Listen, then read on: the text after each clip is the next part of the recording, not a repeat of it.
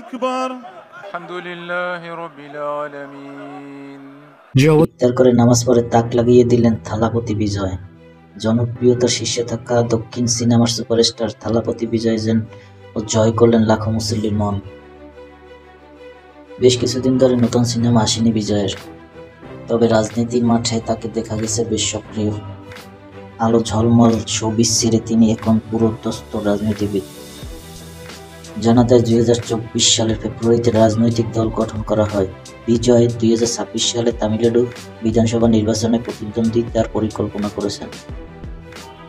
জনপ্রিয় অভিনেতা সিনেমার মতো রাজনীতির মাঠেও যে বেশ আক্রমণাত্মক তার বক্তব্যই বোঝা যায়। ক্ষমতায় থাকা দল বা দীর্ঘদিন ধরে রাজনীতি করে আসা দলগুলোর ভূমিকা নিয়ে নিজ বক্তব্য নানা রকম প্রশ্ন।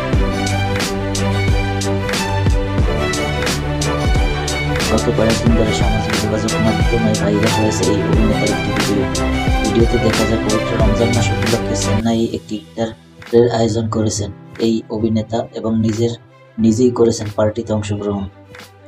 তার পরনে ছিল সাদা কুর্তা এবং মাথায় টুপি। প্রায় 300 মানুষের জন্য খাবারের আয়োজন করা হয়। এছাড়া 15টি স্থানীয় মসজিদের ইমামদের অনুষ্ঠানে আমন্ত্রণ জানানো হয়। ইফতারটি YMCA গ্রাউন্ডস রয়াপেন্ডা শহরে অনুষ্ঠিত হয়। জানা যায় সারাদিন রোজা রেখে এবং ইসলামী রীতি অনুযায়ী ইফতার ও নামাজে অংশগ্রহণ করেন বিজয়। ভাইরাল ভিডিওতে দেখা যায় মুখে আদা কাঁচা পাকা দাড়ি, মাথায় সাদা টুপি, অন্যান্য মুসল্লিদের মতো আল্লাহর দরবারে তুলেছেন হাত। আবার দেখা যায় সবার সাথে কাঁধ মিলিয়ে নামাজে দাঁড়িয়ে এই নেতা।